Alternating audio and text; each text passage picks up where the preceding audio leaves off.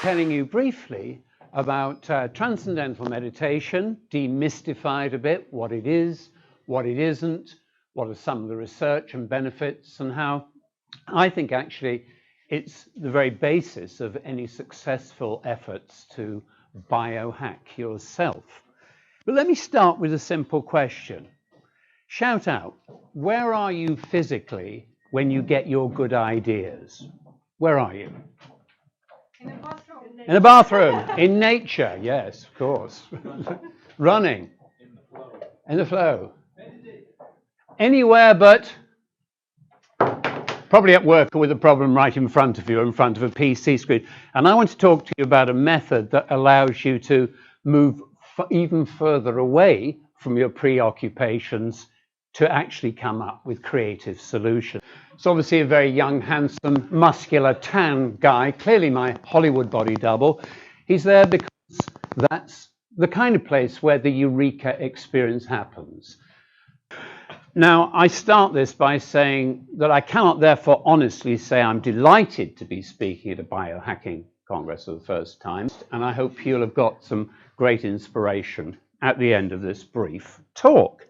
Let's just think a little bit about, well, my day job is speaking to a lot of the world's big companies, I suppose everybody from Apple to Unilever, usually not in the UK, that's why I have to translate English like that, and speaking about innovation, disruption, and so on.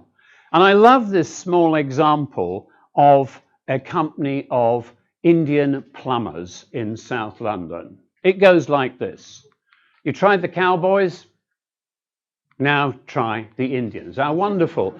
Can they fix your pipes? I have no idea, but they've achieved what a lot of the big firms I'm working with are desperately trying to do: differentiate, think differently, and use humor. But how easy is it to think differently? Because I want you to think differently about meditation this morning. How many of you practice some form of meditation or another? Yeah, so many people in the room. I'd like you to think differently. And although TM, as we call it, is very easy, thinking about this subject, especially if you know a lot, like you, is not that easy. Could you stand up, please? Nobody dies without us knowing. I'm going to show you a visual image on the screen, which is the secret of success for you in the next year. If you can see what it is, sit down, radiate confidence. If you can't see it, remain standing. Very simple. All you have to do is think differently. So here it is. If you can move away, please. Secret of success. We've seen that. Just think differently. There's a very simple word there. There's a word. A lady there has seen it.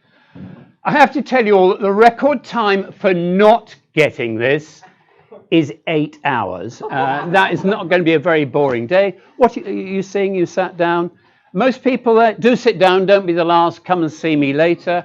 What most people are seeing is a 3-letter word. Is that right? Fly? Yeah. F-L-Y.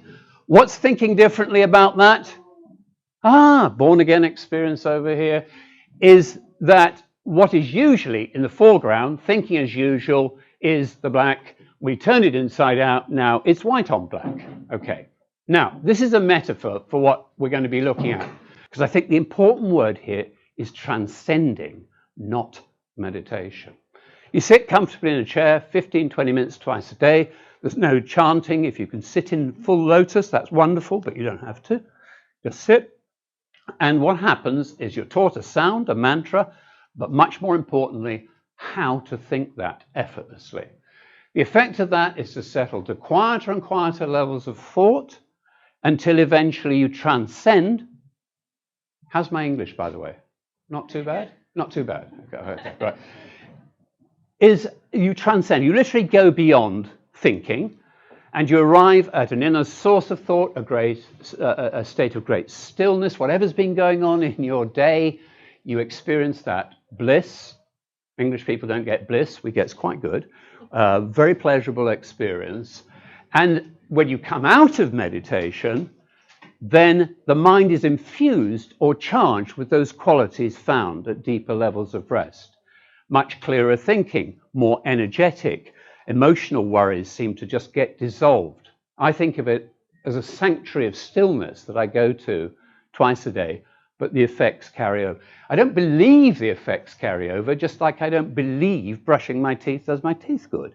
I just do it, and it has an effect. But it's actually very blissful. And we'll look at other forms of meditation in a minute. For many years, people were reporting anecdotally, I feel crisper, I feel clearer, I'm solving problems, I'm more creative, I can just cope with stuff and recover from trauma or difficult situations. And so people did a lot of research.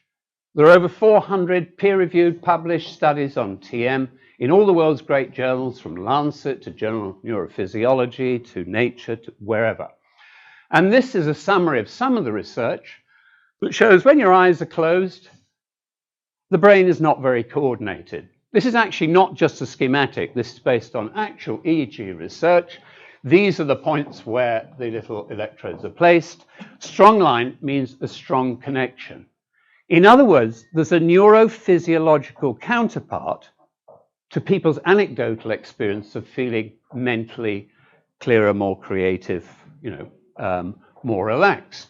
And, you can't cheat nature.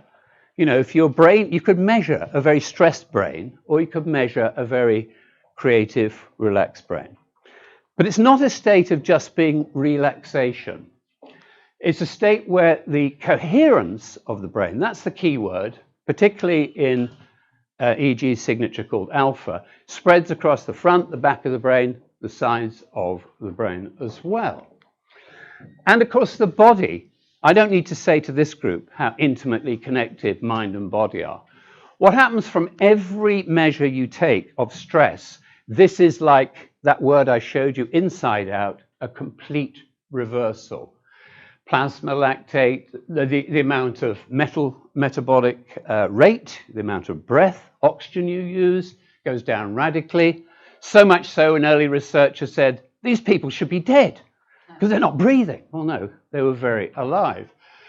GSR, galvanic skin responses, that's the lie detector. You're sweating, you lie. It's also a standard measure of levels of relaxation. So the level of relaxation you get is much deeper than deep sleep. By the way, I always love a meta-analysis because I think it has some greater currency than one isolated study. This is looking at actually changes in blood pressure, which is a fundamental correlate of stress. We have, just like the lady earlier said, she has an epidemic of clients with problems. We have an epidemic of stress in our society. This is actually the effect of doing TM, as opposed to combined treatments seem to be the worst. They seem to make people rather more stressed.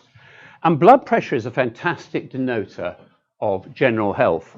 The American Heart Association has spent $20 million over the last 10 years researching transcendental meditation on stroke, arteriosclerosis, heart problem patients, and found there was a 48% reduction in deaths. It helps to stay alive to 100 if you don't die, obviously. So a huge less tendency to do that. And I love this emotional resilience or wellness because it's such a hot topic these days. Well, again, this is 146 studies looking at the effects of placebo, progressive muscle relaxation. Concentration, of course, is the worst. I'll come to that in a minute. Trying to go to sleep, as we've heard, is probably the worst thing you can do. Trying to relax. What's the worst word anyone can say to you? Relax.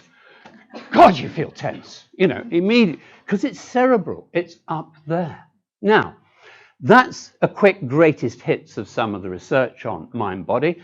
Actually, as someone who just meditates every day, and my kids have meditated since the age of 5, it's that easy to learn. I'm not interested in the research, but I am interested in the effects on the most stressed people in the world. David Lynch Foundation was set up to teach transcendental meditation and research it to people in serious stress, in war zones, abused women, recovering addicts, people with PTSD, the homeless, and so on. You think you've got stress. There is a major stress out there. I'm going to show you a very brief video. Idea of what you're doing, of putting this into schools, I think is a fabulous thing.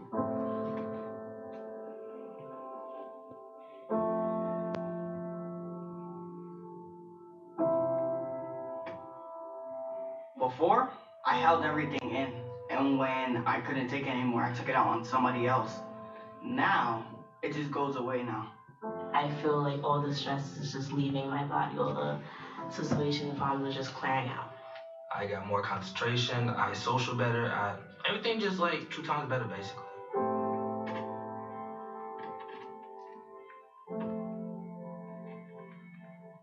It took me roughly 5 years to admit that I had PTSD.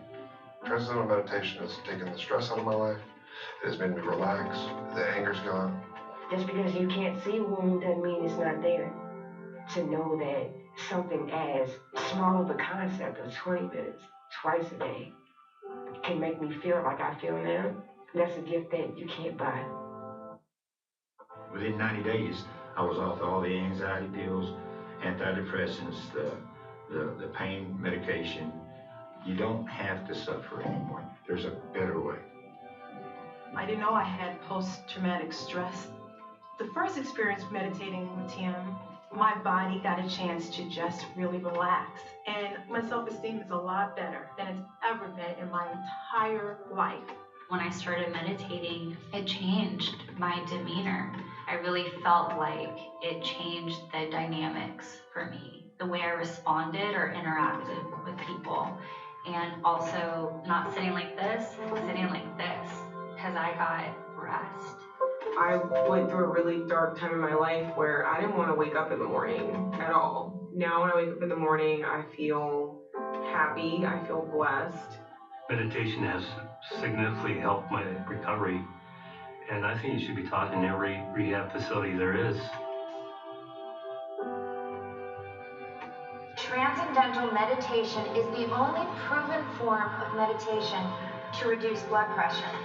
It affects the cortisol, the epinephrine, the whole system just relaxes. When people start to meditate, they're doing things more effectively and more efficiently, and time seems to open up. I meditate before every performance now. I find that it keeps me out of my head. It's a much more enjoyable way to perform. TM has helped me to be more open to new possibilities. I really have found that I am more aware of those stressful moments that are still going to happen even after meditation, but my reaction to them. I recognize them and I just am at a peaceful state. You have to give yourself a break. You have to give yourself a moment. It does that for me. I think this is what people need. They don't need high-minded talk so much as results.